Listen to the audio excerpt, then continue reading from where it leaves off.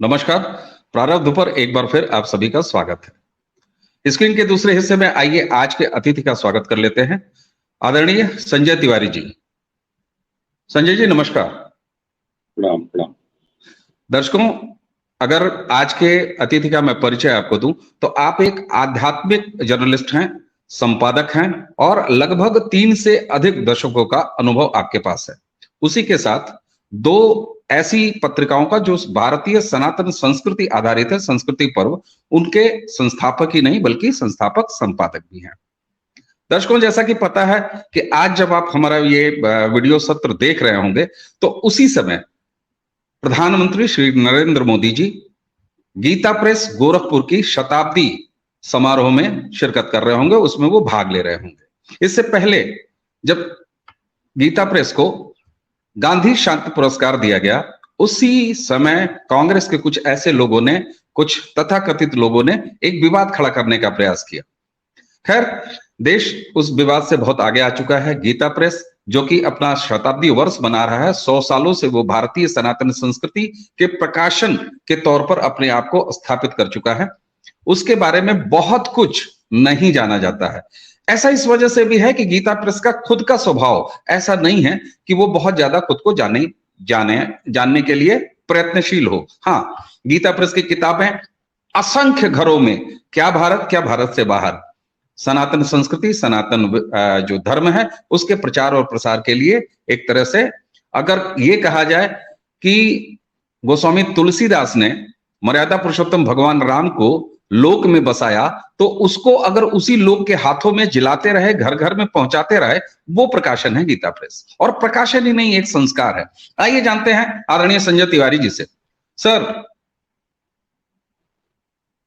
Gita press को जब गांधी शांति पुरस्कार दिया गया तो एक अनायास विवाद पैदा हुआ और ये एक ऐसा मौका देखिए कि प्रधानमंत्री जी आज गीता प्रेस के शताब्दी वर्ष समारोह में शामिल हो रहे हैं। गीता प्रेस को लेके एक जो आम लोगों के हाथों में उनका प्रकाशन रहता है, लेकिन उसके परे भी गीता प्रेस है, ऐसा मुझे लगता है। क्या कहेंगे आप?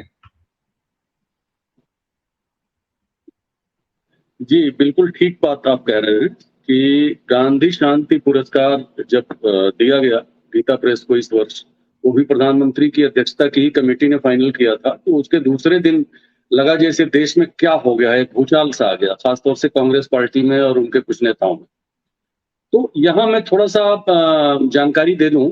उस दौरान भी मैंने कहा था, गांधी जी और गीता प्रेस का जो संबंध है वो बहुत गहरा है। और गांधी जी जिस वैष्णव गान को गाते थे, वैष्णव जन को तेने कहिए पीर पराई जाने रे, तो गांधी को ये वैष्णव जन बनाने वाला गीता प्रेस ही है। और गीता प्रेस का वही मानस है जिस मानस की चर्चा अभी आप कर रहे थे। और आपने कहा कि गोस्वामी तुलसीदास जी ने मानस लिखा, लेकिन गीता प्रेस ने उसको लोक में घर घर तक पहुंचाया।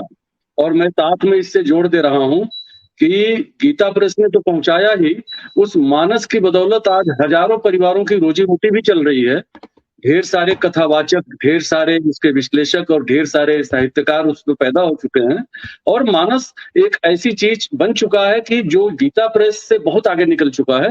और गीता प्रेस उसकी जड़ है, तो स्वाभाविक है कि जड़ पर तो बात होगी, और जड़ हमेशा मजबूत ही रहेगी और गहरी रहेगी। आपने पहले ही कहा कि गीता प्रेस अपने प्रचार प्रसार या अपने बारे में बहुत कुछ नहीं कहता है। बिल्कुल सच बात है।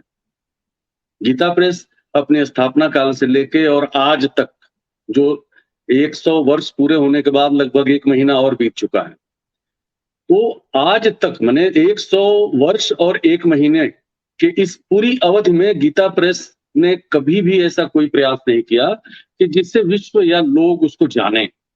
गीता प्रेस ने सिर्फ काम किया, वह काम किया जो काम देश के लिए आवश्यक था, सनातनता के लिए आवश्यक था और भारत को बचाए रखने के लिए आवश्यक था। आप कल्पना कीजिए, 1923 में गीता प्रेस की स्थापना होती है। 1923 का कालखंड जरा याद करिए, उस समय सारे लोग कहां-कहां लगे हुए थे। देश के सारे बड़े नेतृत्व आजादी के संघर्ष में लगे थे। और मैं यहाँ थोड़ा सा उद्धृत कर दूं कि जिस गांधी जी और गांधी पीस अवार्ड को लेकर के बात हो रही थी, उस गांधी जी और भाई जी हनुमान प्रसाद पोद्दार के रिश्तों को शायद लोग नहीं जानते हैं। भाई जी हनुमान प्रसाद पोद्दार और गांधी जी एक थाली में भोजन करने वाले लोग थे। हनुमान प्रसाद पोद्दार जी की दादी जी भोजन बनाती थी और पोद्दार जी और उनके गांधी जी एक साथ बैठ के भोजन करते थे और गांधी जी को पोद्दार जी के परिवार का भोजन बहुत पसंद था। ये गीता प्रेस से ही प्रकाशित एक पुस्तक है दुजारी जी की, उसमें पूरा इसका वांग्मय मिलता है। तो गांधी और गीता प्रेस का जो संबंध है ये अन्योन्याश्रित है और इसमें ये ठीक बात है कि गांधी जी से अगर कहीं कोई भूल हो रही थी या कोई विचलन हो रहा था तो गीता प्रेस उनको सतर्क भी करता था। भाई जी हनुमान प्रसाद पोद्दार ने समय समय पर अपने लेख लिखे, उन्होंने गांधी जी को राह दिखाई, तो इसमें कोई बुराई नहीं है। और गांधी शांति पुरस्कार अगर गीता प्रेस को दिया गया तो इसमें कोई आश्चर्य की बात नहीं है। गीता प्रेस पहली बात कि किसी पुरस्कार का मोहताज नहीं है, इसलिए पुरस्कार का मोहताज नहीं है कि जब प्रथम राष्ट्रपति राजेंद्र बाबू ने एक प्रस्ताव दिया था कि गीता प्रेस के संस्थापक तो नहीं लेकिन कल्याण के संस्थापक भाई जी हनुमान प्रसाद पोद्दार को भारत रत्न दिया जाए, तो जी। भाई जी ने 2 बार ये प्रस्ताव ठुकराया। तो गीता प्रेस किसी पुरस्कार या किसी सम्मान का न तो मोहताज था, न है, न रहेगा। हाँ, अब ये एक महत्वपूर्ण बात है कि गीता प्रेस के इस शताब्दी वर्ष का जो आरंभ था, वो पिछले वर्ष तत्कालीन राष्ट्रपति रामनाथ कोविंद जी ने जी। सपरिवार पहुंचकर गीता प्रेस के शताब्दी वर्ष का शुभारंभ किया जी। और उनके 2 ऐसे प्रकाशनों का लोकार्पण भी किया था, जो पहले से प्रकाशित तो हो रहे थे लेकिन नए फॉर्म में वो प्रकाशित हुए। अब जब कल प्रधानमंत्री जी गीता प्रेस पहुंच रहे हैं, हालांकि बहुत विलंब हो गया, 30 मई को एक प्रस्तावित कार्यक्रम था प्रधानमंत्री जी का, लेकिन उसमें दिक्कत ये हुई कि देश में चुनाव कई राज्यों में होने लगे, खासतौर से कर्नाटक चुनाव था, फिर उसके बाद से उत्तर प्रदेश में नगर निकाय के चुनाव थे, तो इसके नाते थोड़ा सा विलंब हुआ। और लेकिन गीता प्रेस को प्रधानमंत्री जी के कार्यक्रम की सहमति बहुत पहले मिल चुकी थी। जी। गीता प्रेस के साथ जो सबसे बड़ी बात है जिसके बारे में कोई चर्चा नहीं करता है, गीता प्रेस, आपने कहा ना कि वो अपने बारे में बताता नहीं है, मैं थोड़ा सा बता देता हूं कि गीता प्रेस ने 100 वर्ष की यात्रा ही पूरी नहीं की है। गीता प्रेस ने आने वाले 100 वर्षों के लिए अपनी कार्य योजना भी पूरी बना रखी है। बहुत ये बढ़िया। आपको जान के ताज्जुब हो रहा होगा, ये सूचना शायद गीता प्रेस ट्रस्ट या उनके लोगों ने अभी तक कहीं दी नहीं होगी, लेकिन मेरे संज्ञान में है कि गीता प्रेस ने एक जब अपनी बैठक की थी 100 वर्ष के पूरा होने पर, तो उन्होंने इसमें ये बात रखा था कि 100 साल तो हम लोगों ने चलाया, 100 साल की यात्रा पूरी हो गई, लेकिन आने वाले 100 वर्षों के लिए, आने वाली नई जनरेशन के लिए गीता प्रेस का दायित्व तो बहुत बढ़ जाता है, बहुत ज्यादा बढ़ जाता है, बड़ा व्यापक हो जाता है, क्योंकि इस समय जिस दौर में गीता प्रेस है, ये दौर टेक्नोलॉजी का दौर है, गजब की टेक्नोलॉजी का इस समय मारामारी चल रही है। ऐसे में गीता प्रेस को क्या आगे करना, कैसे आगे ले जाना है, ये एक बड़ी बात है। और कल मैं समझता हूं कि जब प्रधानमंत्री जी गीता प्रेस परिसर में रहेंगे, तो निश्चित तौर पर गीता प्रेस ट्रस्ट बोर्ड की ओर से एक प्रस्ताव या एक इस तरह की कोई बात रखी जाएगी, क्योंकि गीता प्रेस को किसी के सहयोग की भी बहुत जरूरत नहीं है, लेकिन गीता प्रेस अपनी कार्य योजनाएं बनाता है और उनको लागू करता है, क्रियान्वित करता है। गीता प्रेस अभी प्रिंटिंग में चल रहा है, किताबें छप रही हैं, 92 करोड़ किताबें लगातार पूरे दुनिया के मीडिया में चल रहा है, 92 करोड़ किताबें गीता प्रेस ने प्रकाशित कर दिया। मैं बताऊं आपको 2300 प्रकार की किताबें, 92 करोड़ संख्या किताबों की है, लेकिन 2300 प्रकार हैं।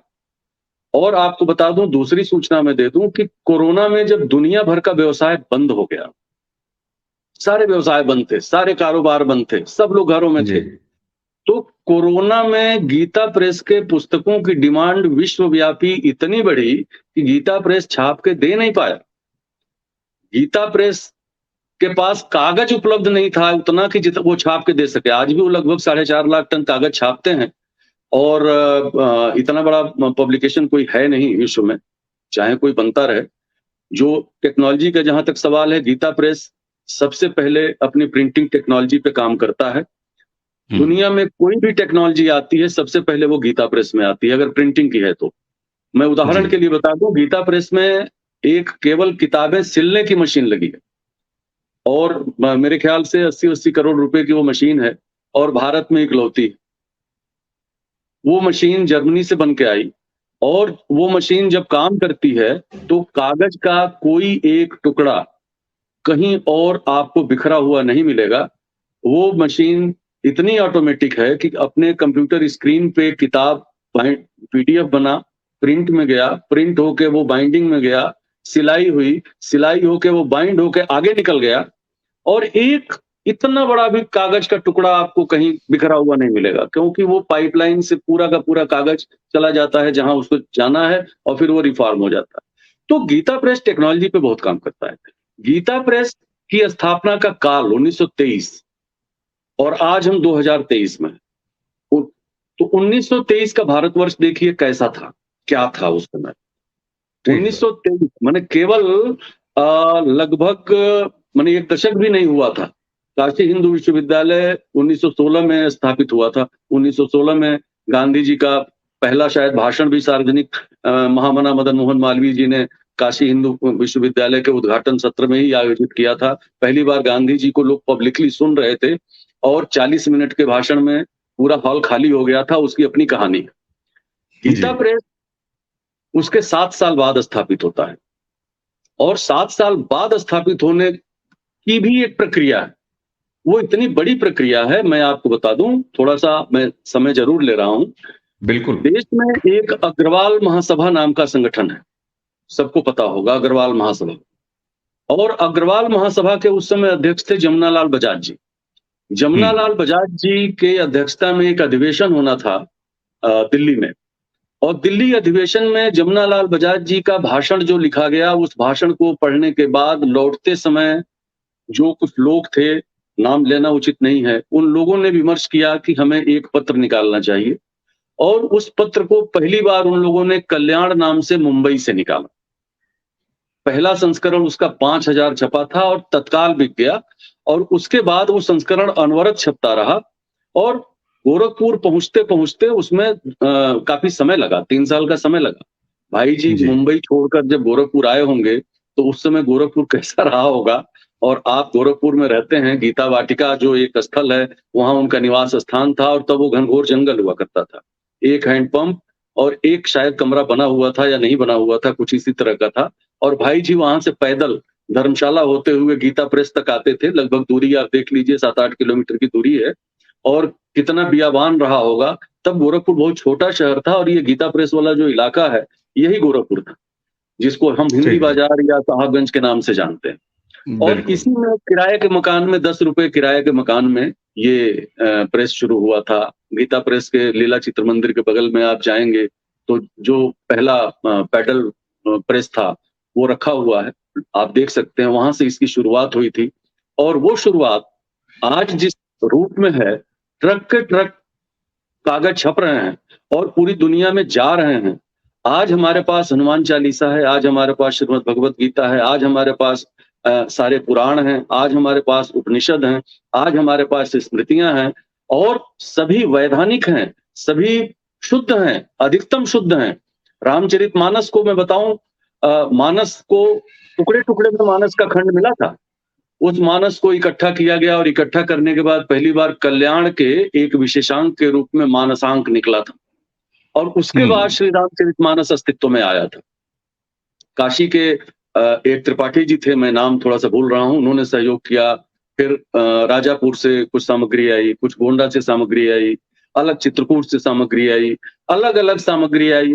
फिर रामायण, पूरे रामचरितमानस को जोड़ा गया। अब गोस्वामी तुलसीदास जी ने तो 7 खंड लिखे, और 7 खंड एक साथ कहीं था ही नहीं। आप कल्पना कीजिए उस दौर का, जब न इतने संसाधन थे, न आने जाने का कोई इतना बढ़िया तरीका था, न बिल्कुल। टेलीफोन था, न मोबाइल था, न कोई ऐसे चित्र के संसाधन थे। कैसे भाई जी और उनकी टीम ने इस प्रयास को अंजाम दिया होगा, किस प्रकार से मानस के एक एक चौपाई को जुटाया गया होगा, एक एक खंड को जुटाया गया होगा। आज हम बड़े आराम से ले लेते हैं गीता प्रेस की छपी हुई रामचरितमानस, और कथा करने बड़े बैठ जाते हैं। लेकिन बिल्कुल। आप कल्पना कीजिए कि इसके 7 खंडों को जुटाने के लिए, ये भाई जी कहते थे इस बात को। 1-2 बार लोगों ने उनसे पूछा कि ये कैसे काम सारा हो गया, तो भाई जी कहते थे, देखो ये मनुष्य के वश की बात नहीं है, मनुष्य इसको कर नहीं सकता, और ये जिसका था उसने करवाया है, हमने कुछ नहीं कराया। हमारे करने से कुछ हुआ नहीं है। इसीलिए बड़ी आप बात। कल्याण के पुराने अंकों को देखिए, हमारे ढेर सारे धर्मशास्त्र कल्याण के पुराने अंकों के विशेषांक के रूप में आपको मिलेंगे। सबसे जी, महत्वपूर्ण हमारा ग्रंथ आता है, हमारे भारतीय दर्शन का सबसे महत्वपूर्ण ग्रंथ है, जिसको सारे लोग एक तरह से आधार ग्रंथ मानते हैं, ब्रह्मसूत्र। ब्रह्मसूत्र पहली बार शुद्ध रूप में गीता प्रेस ने ही दिया है। ब्रह्मसूत्र की अशुद्धियां बहुत थी, ब्रह्मसूत्र में ढेर सारे ऐसी चीजें थी जो कहीं न कहीं मिलावट में आ गई थी, उसको शुद्ध जी, किया। दूसरी बात, एक और उदाहरण मैं दे दूं आपको। आप कभी गीता प्रेस में छपी हुई महाभारत उठाइएगा। महाभारत में कहा जाता है कि 18,000 ही मूल श्लोक हैं, लेकिन जो इस समय महाभारत छपता है, वो उसमें लगभग 1.25 लाख श्लोक हैं। अब गीता प्रेस के सामने ये संकट है कि हम 1.25 लाख श्लोक जो उपलब्ध हैं, उन सारे श्लोकों को छोड़ भी नहीं सकते और उनको हम शुद्धि का दावा करते हुए नहीं छाप सकते। कोई ध्यान नहीं देता है बंधु, लेकिन कभी महाभारत के गीता प्रेस में छपे हुए प्रति उठाइएगा और उसमें आप देखिएगा कि केवल 18,000 श्लोकों पर ही नंबरिंग है। बाकी हजारों हजार श्लोक हैं जिन पे नंबरिंग नहीं की गई है। इसलिए ओहो! कि इन श्लोकों के बारे में हम कन्फर्म नहीं है कि ये महाभारत के हैं। ठीक है, महाभारत के कथानक जैसे ही लिखे गए हैं, उसी भाषा में लिखे गए हैं, उसी ढंग से लिखे गए हैं, लेकिन हो सकता है कि जब इसको समेटा गया हो, जब इसको एकत्रित किया गया हो जिस दौर में, तो वहां से एकत्र करने वाले विद्वानों ने अपने-अपने ढंग से इसको जोड़ दिया हो अलग-अलग खंडों में। ठीक बात। इस पर अभी मतलब 4-5 महीने पहले मुझे किसी ने इस सवाल को उठाया कि भाई महाभारत में ये लिखा हुआ है, महाभारत में ऐसा लिखा हुआ है। तो मैं गीता प्रेस गया और मैंने वो अंक मंगाए। तो हमें आचार्य लालमणि जी ने दिखाया, कि ये देखिए हम नंबरिंग तो 18,000 का ही करते हैं, 1.25 लाख का छापते हैं, ठीक है, 1.25 लाख श्लोक उपलब्ध हैं, छापते हैं, लेकिन नंबरिंग हम केवल 18,000 पे किए हैं। बाकी जो ठीक बात। हजारों हजार ऐसे श्लोक हैं जो छपे हैं, उसी खंड में छपे हैं, उन्हीं सर्गों में छपे हैं, 18 सर्ग है, 18 सर्गों में ही छपे हैं। हम उनको कैसे हम अभी कह सकते हैं कि ये इस सर्ग का है और इस सर्ग का नहीं है? लेकिन बिल्कुल, ढेर सारे ऐसे श्लोक हैं और ऐसे खंड हैं जिनमें फलश्रुतियां दी हुई। अब फलश्रुति जो है किसी भी ग्रंथ का समापन अंत भाग होता है। हुँ, तो अगर हुँ, किसी खंड में फलश्रुति आ गई, तो जाहिर सी बात है कि ये कहीं न कहीं का क्षेपक है। कहीं से इसको उठाया हुँ, गया है और यहाँ लाके रखा गया। अब ये कितने बड़े शोध का कार्य, आप बताओ। इसीलिए मैं जो कह रहा था ना कि गीता प्रेस आगे की अपनी योजनाओं पर काम करता है। अब आगे की 100 वर्षों की उनकी योजना में ये शामिल होगा, निश्चित तौर पे शामिल होगा कि महाभारत के शुद्धिकरण के लिए हम क्या-क्या कर सकते हैं। बिल्कुल, आपको दूसरा उदाहरण मैं दे दूं, चारों वेद हमारे भारतवर्ष में शुद्ध रूप में कहीं नहीं मिलते। जर्मनी में चारों वेदों की पांडुलिपियां पाई जाती हैं और किसी समय में यहां से लोग ले गए। हमारे यहाँ ढेर सारे प्रकाशन ऐसे हैं जो वेदों को छापते हैं, बेचते हैं, अमेज़न पे किताबें उपलब्ध हैं, किताब के हुँ, रूप में वेद उपलब्ध है। गीता प्रेस का कहना है, हमने पूछा था, इस पर हमारी बात हुई, तो गीता प्रेस ने कहा कि हम किस आधार पे छाप दें कि ये वेद शुद्ध है। गीता प्रेस ने बड़ी मुश्किल से शुक्ल यजुर्वेद पे अभी काम शुरू किया है, बाकायदा शोध के साथ, यानी वेद जी, का एक बहुत छोटा-सा अंश। अब बताइए कि जो अपने शास्त्रों की शुद्धता और उनके प्रस्तुतिकरण, हाँ, और उसके साथ-साथ पाठक हमारा हमारी पुस्तक को पढ़ सके उस भाषा में, उस शब्दावली में और वैसे फ़ॉन्ट में, उस आकार में हम शब्द दें, जिससे वो पढ़ सके, तब जाके गीता प्रेस काम कर पाता है और गीता प्रेस से लोगों का भरोसा बनता है। आज बिल्कुल, भी यहाँ तक कि भारत में लोग पर्व त्योहार भी जानना चाहते हैं, तो लोगों की कोशिश रहती है जरा गीता दैनंदिनी उठाओ, देखो उसमें क्या लिखा हुआ है। तो बिल्कुल, इतना बड़ा विश्वास हासिल करना, मतलब हमारे चारों शंकराचार्य मिल के जितना विश्वास हासिल करेंगे, वो पूरा का पूरा विश्वास गीता प्रेस पर, जो हिंदू जनमानस जिसको आप कहेंगे आज की तारीख में सनातन जनमानस, उसका बना हुआ है। और बिल्कुल, कल जब प्रधानमंत्री जी वहां होंगे, तो प्रधानमंत्री जी के आप कल के स्वरूप को देखिएगा, उनको डिकोड करने की कोशिश करिएगा। खास तौर से जो वो बोलेंगे, वो क्या बोल रहे हैं और किस प्रकार से गीता प्रेस में उनकी उपस्थिति दिखती है। क्योंकि प्रधानमंत्री जी को आपने काशी कॉरिडोर में भी देखा है, आपने महाकाल में भी देखा है, आपने केदार गुफा में भी देखा है, केदार कॉरिडोर में भी देखा है और बाकी जगहों पे भी देखा है। अंबा देवी मंदिर में भी देखा है। कल वो जी गीता बिल्कुल। प्रेस कल वो गीता प्रेस परिसर में जब होंगे, तो उनके बॉडी लैंग्वेज से लेके उनके पूरे स्वरूप को आप देखिएगा। मैं तो अभी से मतलब मेरे दिमाग में वो चीजें चल रही हैं कि प्रधानमंत्री कल निश्चित तौर पर भारत के चक्रवर्ती सम्राट के रूप में वहां दिखेंगे। अपने जी धर्म, अपनी मान्यता, अपनी आस्था की उन गहरी जड़ों पर कल वो खड़े होने जा रहे हैं, जहां से सारी चीजें प्रस्फुटित होती हैं। आप बिल्कुल। कल्पना और कीजिए कि जी, जब हम ये बातचीत कर रहे हैं तो ये जी, पूर्व संध्या पे बातचीत कर रहे हैं, और ये जब दर्शकों के सामने हमारी ये चर्चा चलेगी उस समय संभवतः प्रधानमंत्री जी गीता प्रेस में होंगे। तो होंगे। निश्चित रूप से वो एक अद्भुत क्षण होगा। और भाई साहब, आप भी गोरखपुर निवासी हैं, मैं भी गोरखपुर का मूल निवासी हूं, और मुझे कम से कम दर्शकों आपसे साझा मेरे बड़े भाई हैं संजय जी। लेकिन हम जैसे शहरी जो गोरखपुर से अपना रिश्ता रखते हैं, वो हाफ पैंट पहन के, हाफ पैंट के समय में किस तरीके से गीता प्रेस की गलियों में घूमना, और गीता प्रेस एक ऐसा लगता था वहां जाके आपको कभी किसी प्रेस या किसी प्रकाशन का कोई ये एस्टेब्लिशमेंट है, ऐसा लगेगा ही नहीं, वो मंदिर लगता है। और मैंने तो राहगीरों को देखा है कि उसके मुख्य गेट के पास से गुजरते हुए जैसे किसी मंदिर को प्रणाम प्रणाम किया करते हैं। जाता है, वैसे गीता प्रेस को प्रणाम किया जाता है। संजय सर, यहाँ आपने कहा कि गीता प्रेस न सिर्फ एक विशाल संख्या में प्रकाशन ही करता रहा सनातन के ग्रंथों का और तमाम चीजों का, बल्कि इसकी इसकी शुद्धता पर भी लगातार काम कर रहा है। हाँ, ये बहुत बड़ी बात है। और आपने ये भी इस तरफ भी ध्यान दिलाया कि जिस हिसाब से ये टेक्नोलॉजी एज, इंफॉर्मेशन एज बढ़ रही है, नई तकनीकी आ रही हैं, नए तरीके आ रहे हैं, बल्कि पढ़ने के भी नए नए तरीके आ रहे हैं। आज जो है किताब सिर्फ पन्नों में ही नहीं पढ़ा जा रहा है, बहुत ऐसी और जगहों पर भी और फॉर्मेट में भी पढ़ा जा रहा है। तो आपने जब कहा कि 100 सालों का एक पूरी स्ट्रेटजी, एक पूरा एक सोच बना रखी है और कार्य योजना बना रखी है गीता प्रेस ने, तो संभवतः इससे सुखद, इससे शुभ सनातन के लिए और भारतीय संस्कृति के लिए, क्योंकि जो सनातन की संस्कृति है वही भारतीय संस्कृति है। अब इसमें कोई दाएं बाएं बतियाते रहे, वो उसकी राजनीति है, वो उसका अपना कल्ट है, और वो इस तरह की बातें तो होती रहेंगी। और गीता प्रेस के बारे में आपने कहा कि वो कभी गीता प्रेस को लेके, अगर आप ध्यान दें पिछले 3-4 साल में, 5 सालों में सोशल मीडिया जब से आया तब से हर चौथे 5वें महीने एक चिट्ठी घूमती थी, और जिसमें ये लिखा होता था कि गीता प्रेस बंद होने की कगार पे है और उस पर क्राउड फंडिंग होनी चाहिए। जबकि आपने अभी बताया, अब लोगों को भी पता चल रहा है, जब गांधी शांति पुरस्कार का 1 करोड़ रुपया स्वीकारने से मना कर दिया, उन्होंने पूरे सम्मान के साथ कहा हम सब लेंगे, पट्टिका लेंगे, कलश मिलेगा वो लेंगे, हथकरघे का कुछ आइटम मिलेगा वो लेंगे, वो सब लेंगे, लेकिन 1 करोड़ रुपया हमें नहीं चाहिए।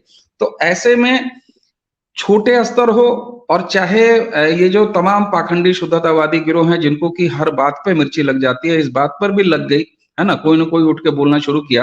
अगर आपने अब तक गीता प्रेस जैसी भारतीय संस्कृति के संवर्धन वाली संस्था को सम्मान नहीं दिया, तो ये गलती आज के सरकार की नहीं है, आज के प्रधानमंत्री की नहीं है, ये संभवतः तो आपकी गलती है।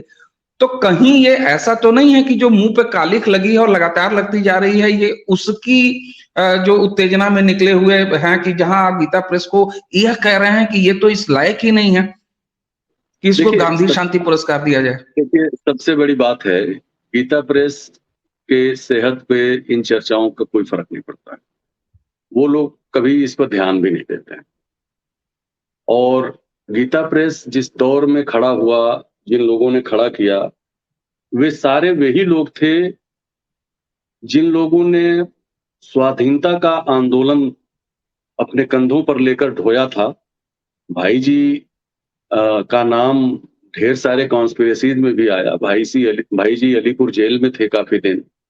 कोलकाता में हथियारों के आवंटन में आज भी वो हथियार की कंपनी है जिसमें उनका नाम आया था। उसके बाद भाई जी वहां से मुंबई चले गए थे। मुंबई में वो शेयर का काम करते थे, लगातार घाटे में रहते थे। फिर ये अग्रवाल महासभा आया। देखिए, गीता प्रेस के अर्थतंत्र को समझना बहुत आसान नहीं।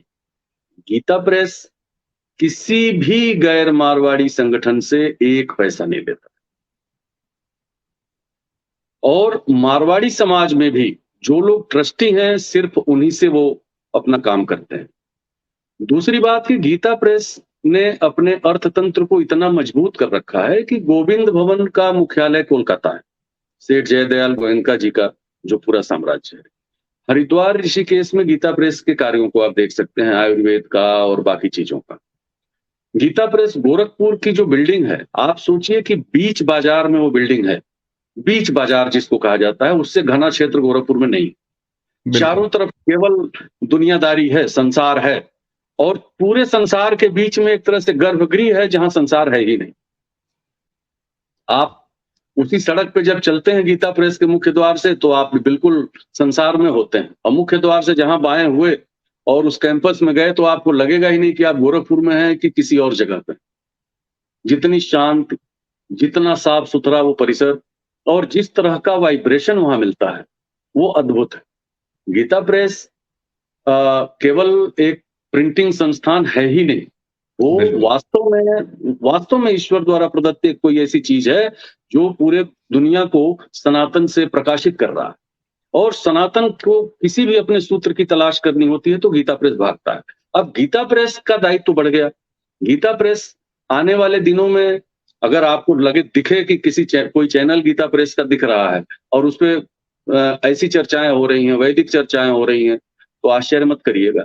गीता प्रेस बहुत बड़ी बात, निश्चित तौर पर कुछ ऐसा जरूर करेगा आने वाले दिनों में, जिससे नई पीढ़ी और आगे के 100 साल पूरी तौर पर सनातनता के लिए सुरक्षित रहे। यह सुरक्षा बोध और यह उनका दायित्व बोध अपने आप में बहुत बड़ी चीज कर देता है। और प्रधानमंत्री नरेंद्र मोदी जी का इतने व्यस्त कार्यक्रमों में से गीता प्रेस जाना, ये सामान्य घटना भी नहीं है। वो गोरखपुर में वंदे भारत को झंडी दिखा के वहां से निकल सकते थे, गीता प्रेस के लोगों को बुलाकर अलग से सम्मानित कर सकते थे। जिस परिसर में वो जा रहे हैं, उस परिसर में जाने के बाद वो जिस भाव भंगिमा में दिखेंगे, वो अद्भुत होगा, देखने लायक होगा। तो कल का दिन निश्चित तौर पर हमारी सनातन सभ्यता के लिए एक इतिहास का पन्ना है, और इस पन्ने में ऐसा कुछ लिखा मिलेगा जिसको आने वाले वर्षों तक हम डिकोड करते चलेंगे। बिल्कुल। और जब हमारी ये चर्चा दर्शकों तक पहुंच रही होगी, उस समय प्रधानमंत्री नरेंद्र मोदी गोरखपुर में होंगे और गीता प्रेस में होंगे। सच, एक गोरखपुर वासी होने के नाते मैं, मतलब गीता प्रेस पे तो पूरे विश्व का अधिकार है, पूरे विश्व के सनातन वंशियों का अधिकार है, और भारतीय संस्कृति के जो लोग भी हिस्से हैं उनका गीता प्रेस पे अधिकार है। लेकिन हमारे और आप दोनों के लिए एक ये गर्व का क्षण जरूर है निजी तौर पे। तो दर्शकों, गीता प्रेस, जैसा कि संजय तिवारी सर ने कहा कि खुद को किसी पुरस्कार की उसको दरकार नहीं है, न खुद उसको किसी पहचान की दरकार है। करोड़ों जनमानस के बीच अपने असंख्य प्रकाशनों के द्वारा सनातन के अलग अलग स्वरूपों में सेवा करता हुआ गीता प्रेस लगातार मौजूद है। गीता प्रेस को सनातन जीता है और लोक संस्कृति जीती है, जनमानस जीता है। तो हमें उम्मीद है कि जिस अवसर पर प्रधानमंत्री नरेंद्र मोदी जी गीता प्रेस के शताब्दी वर्ष में भाग ले रहे होंगे, उस अवसर पर हमारी ये चर्चा गीता प्रेस के जानने के लिए, गीता प्रेस को एक अलग दृष्टिकोण से जानने के लिए आपके लिए सहायक साबित होगी। इसके लिए प्रारब्ध की तरफ से संजय तिवारी सर को देते हैं धन्यवाद। सर, बहुत बहुत धन्यवाद, आपने बिल्कुल एक अलग दृष्टिकोण से गीता चर्चा की। बहुत बहुत धन्यवाद जी। तो इसी के साथ दर्शकों, आप सभी से लेते हैं विदा, और एक बार फिर संजय तिवारी सर को आप इस बहुमूल्य जानकारी और बहुमूल्य गीता ज्ञान के लिए एक बार पुनः धन्यवाद करते हुए